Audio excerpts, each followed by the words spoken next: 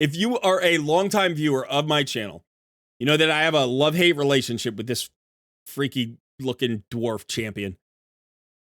GEOMANCER avoided my main account for more than 3.5 years, and yet here on the 2025 Hell Hades free-to-play challenge account, I pulled him really early. It was only about 3 or 3.5 weeks in when I got my Geo, and as you can see, I've been leaning into him. He is just my third level 60 champion, and he's helping me progress all over the place. So in today's video, for the very first time on my channel, I am doing a Geo Spotlight video. Deacon Armstrong, buddy, I wish it were you. I do, but I don't have you this year. I have Geo, and he's good. He's very, very good, and I have to admit it, and I have to show the people what they want to see, and I need to update them on the account, and I can't do that without showing off my Geo, so I apologize, Deke. That was hard to say. Please be kind in the comments. Whew.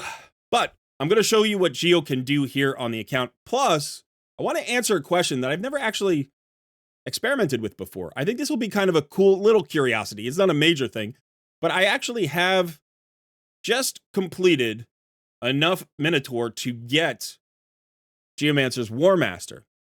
Now, I'm in a particular situation. I can 2-key Brutal Clan Boss right now without this War Master. At least I'm very close.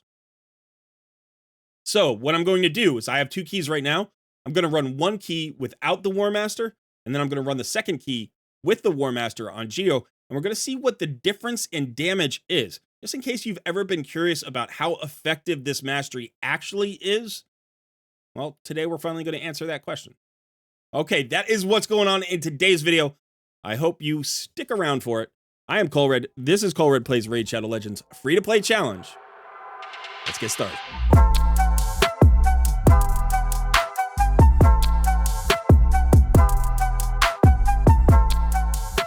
While I have you here, would you please smash that like button, subscribe to the channel if you haven't already, and consider joining our Discord community. And don't forget, my next Takeover Tuesday live stream goes up at 2 p.m. Eastern Standard Time on Tuesday, February 18th. I hope to see you there. Let's talk about Geo. I want to start by actually talking about his kit for those of you who are either unfamiliar with Geo or maybe you have him, but you're not really sure how he works.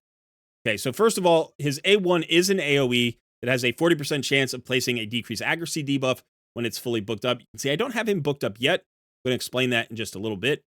Now, his A2 removes all buffs from a target enemy, then attacks them. It steals all buffs instead if the target is under an HP burn debuff placed by this champion.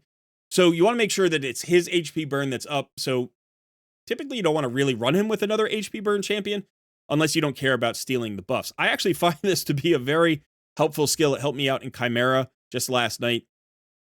And this actually can reduce the cooldown of the A3 if it kills a target, which isn't something you do a lot of, but sometimes in wave content, you can find a nice way to actually get back to that A3 faster, maybe even in boss fights where there are minions, right? So say you're fighting Spider Boss and you want to use the A3 again, you can kill a Spiderling with this A2 and then reset the A3 for the next turn. It's not an extra turn, but it will reduce the cooldown of that A3.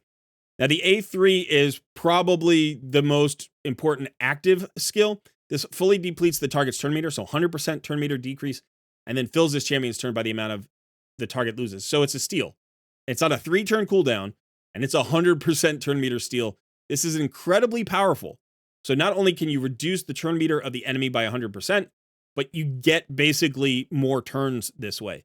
Plus, remember, you can reset this with the A2. So really nice synergy in the kit. This also has a 100% chance when booked of placing an HP burn and a 25% weaken debuff on the target for 3 turns on a 3-turn cooldown. So incredibly powerful skill, especially for boss fights, especially for things like Demon Lord Clan Boss.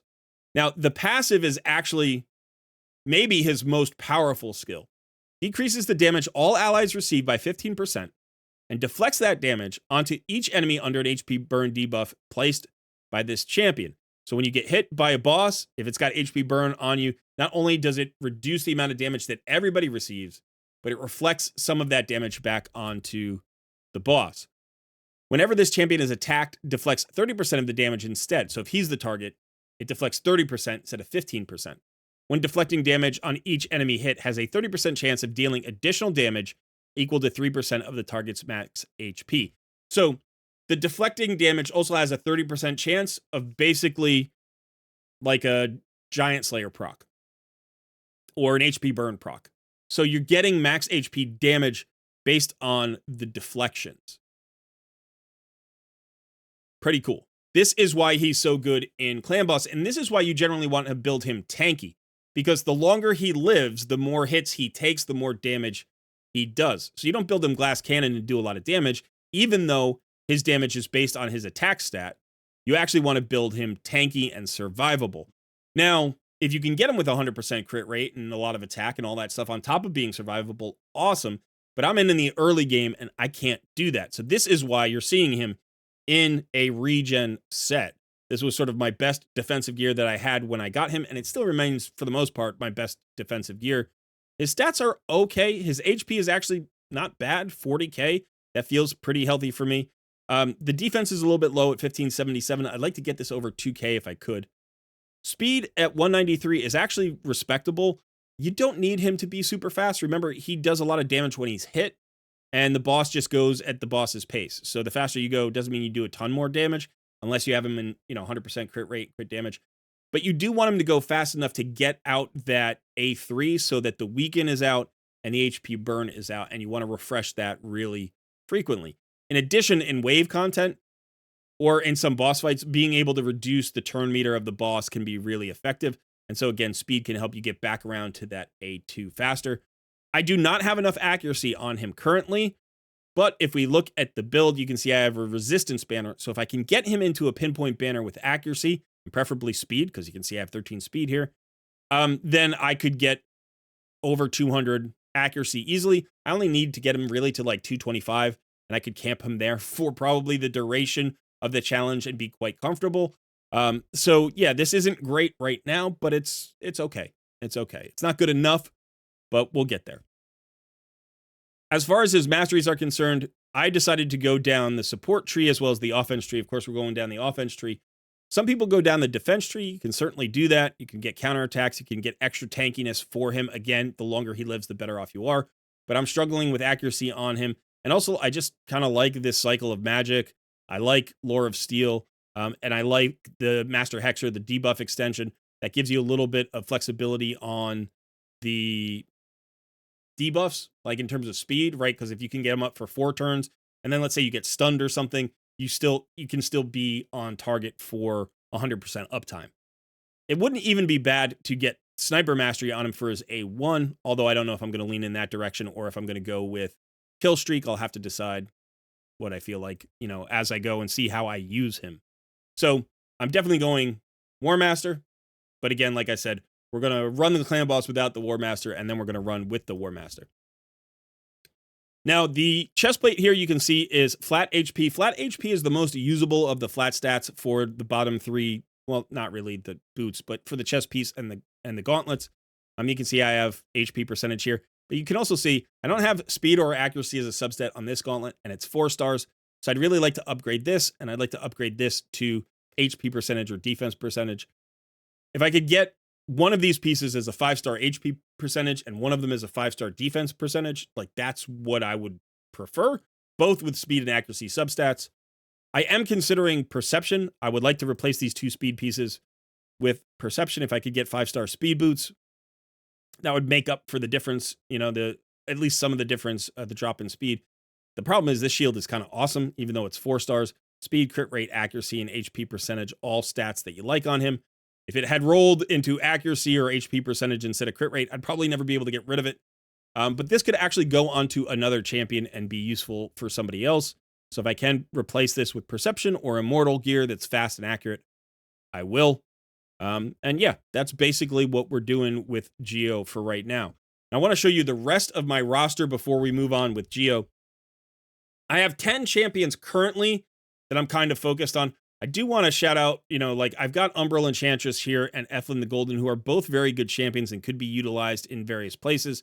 You can see I was using Umbral Enchantress in yesterday's Faction Crypt, so that's why she's got some gear on her. This is the shield set that I move around for Faction Crypt. I also have, Gear Grinder, I've got Armiger, I've got some other champions down here who could be long-term champions for the account.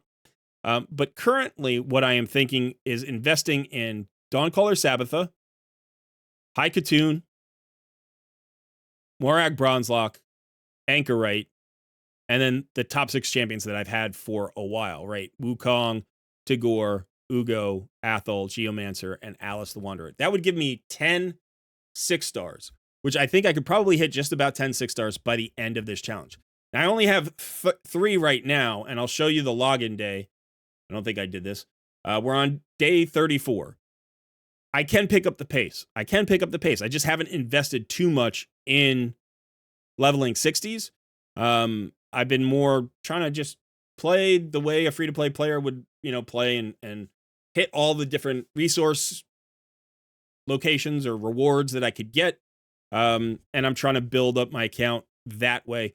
I have already showed this, but I have the gem mine fully leveled up. I have all of the guardian rings open now, or the sparring pit spots open in the guardian ring. Yeah, so this is going to help me get more 6-stars, basically, is what I'm saying. Like, I think this alone will allow me to get an extra 1 or 2 6-stars per month that I wouldn't get otherwise just from grinding campaign. What else have I invested in? My Great Hall, I spread some things out.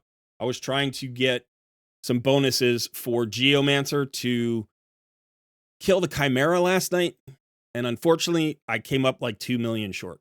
So probably the thing that I'm loving about Geo right now is actually this A2, that 100% chance of stealing all buffs, right? Or even just removing all buffs. That's so nice. That's so nice. It's so usable in so many places. Now, one of the things that you'll see here is I don't have him fully booked out. And that's because he takes 15 books, right? And that's on top of the 16 books that Ugo takes. So really, a lot of books. I booked Tagore first. I was able to save 2 books here. The nice thing is once I get through Ugo, who really only needs 2 more books, worst case scenario, she's going to take 3 more books. I want these cooldowns. I really need these cooldowns. But if I can just use 2 books on her, and then I can book Geo out, I just want this cooldown. So this would be 4 more books if I can avoid this. The debuff chance would be nice. I'm not like, that's okay. If it happens, it happens. But if we look at Anchorite, worst case scenario, only needs 7 books. And best case scenario, I could just put 3 books into him and be done if I can miss the A1. That's awesome. Same thing with Morag. Morag doesn't take a lot of books. If you can avoid these 4 books, she needs 3 here and 2 here. That's only 5 books. Worst case scenario is 9. So these 2 champions are really book friendly. And again, here, High Katoon really only needs 1 book. If I can land that book on her A2, then great. So as soon as you land your A2, you're just done with her for now. And then even going down to Dawncaller Sabbatha, right? If you can avoid these 4 books, 2 books here, 2 books there, 4 books. Worst case scenario, 8 books. All of these are much more book friendly than Ugo and Geomancer. So I think, the progress is going to come faster because I've pulled however many epic tomes at this point. Here's 4, 5, 6, 7, 8, plus all of these, plus all of these. So, 20 something books. So if I pull another 20 books, I can book every epic that I'm planning on building. And I think that will really boost my account. And, I'm already working on masteries for some of these epics. I haven't gotten a Dawncaller Sabbatha yet. But yeah, we're in good shape. We are in good shape. All right. So one of the things that Geo really helped with, not surprisingly maybe, but was yesterday the Dwarf Crypt was open, and I was able to push through the first boss. He actually soloed the boss in his regen gear because he would just steal the turn meter and put the HP burn in the weaken on and then hit and then regen. And he would get hit pretty hard. He'd get down to like 20%, but then he'd be able to cycle back again, get up to 100%. And so he soloed the boss, and I was able to push pretty far. I think I pushed to stage 12, maybe. I don't think I got 13. I think I got to stage 12. So he and Morag are basically my only dwarves of note. I do have some food that was helping them. But I don't think anybody had any gear on. Yeah. So I've pulled Dilgal, I've pulled Master Butcher. I haven't built either of them. and these two dwarves don't have any, gear. So it was just basically Morag and Geomancer. And Geomancer carried the bulk of the load in that regen. He's really tough to kill. And yeah, he did quite well. He did quite well. Where else has he helped me? In Doom Tower, I was stuck on this first Griffin, Celestial Griffin. And as soon as I got Geomancer to 50, I think, I was able to push through this Griffin. And then he has helped me push through the rest of the bosses. This Agrath as well was pretty tricky, but he helped me push through here. And now you can see I'm all the way up to the Eternal Dragon on 80. So I was stuck here for a good 2 weeks, I think. Where was I? No, maybe I was stuck here. I might have been stuck on this Agrath. I forget where I was. No, I don't know. I don't know. Whatever it was, he basically unlocked Doom Tower for me. He's helpful in the waves with that A1. You could honestly think about putting him in a different set, like a utility set, like a cursed set, or a stun set or something if you really had to. I like the regen. Honestly, I like the regen. Let me know how you build your Geo in the early game, because I'm sure late game it'll be completely different. But in the early game, how do you like to build your Geo? I'm thinking, optimally, I would be in like resilience and regen or something, or regen and immortal if I could get enough speed and accuracy. But I'm not 100% sure. So let me know. Okay, where else has he progressed me? In some of the potion keeps, actually. In some of the potion keeps, I've been able to push to like 16 and 17. And even Arcane Keep, I was able to push to 20. This didn't happen without Geo. That turn meter steal is incredibly effective, but more than that, the buff steal is really useful, especially for Spirit Keep and Magic Keep, right? You can steal the Magic Keep shield. You can steal, Spirit Keep gets all of these buffs, and she keeps healing herself, and actually, she doesn't get a lot of buffs. Sorry.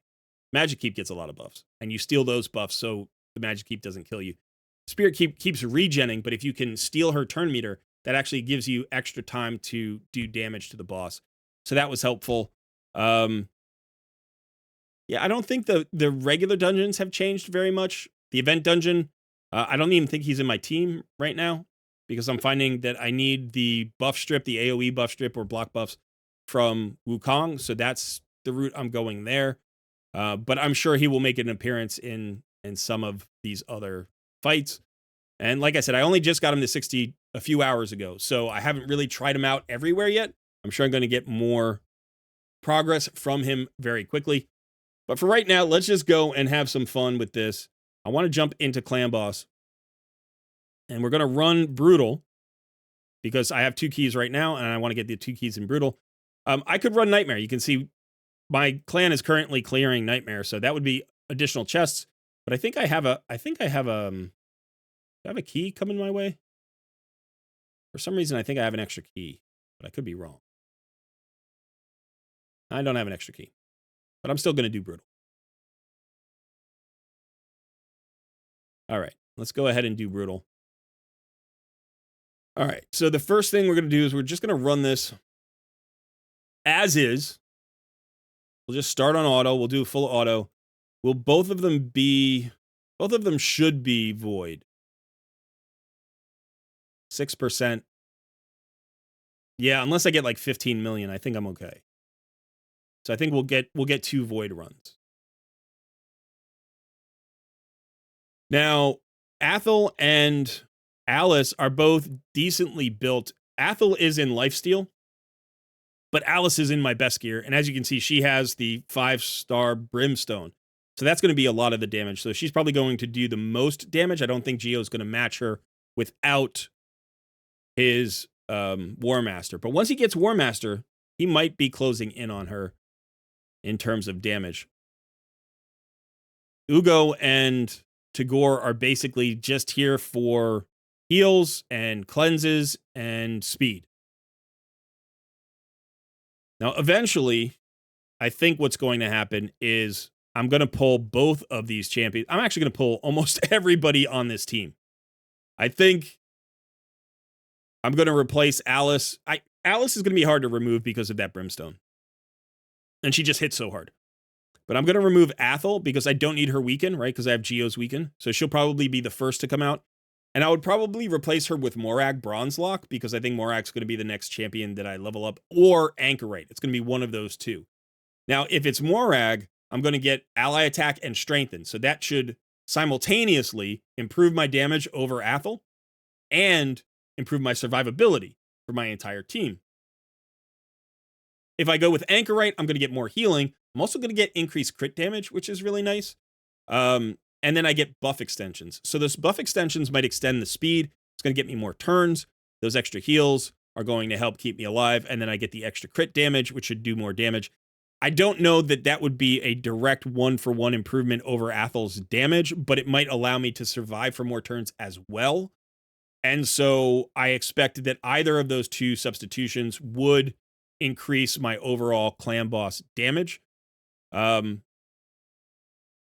still feeling a little bit like I shouldn't have invested in Athel. Like maybe I should have just gone straight into Alice and then into Tagore or something like that. But you know, you have this apprentice path now that rewards you for leveling up your starter champion. And so that really was what convinced me to stick with Athel. And she's been okay, but I don't have the gear to make her really stand out. She's definitely been useful. Don't get me wrong. She's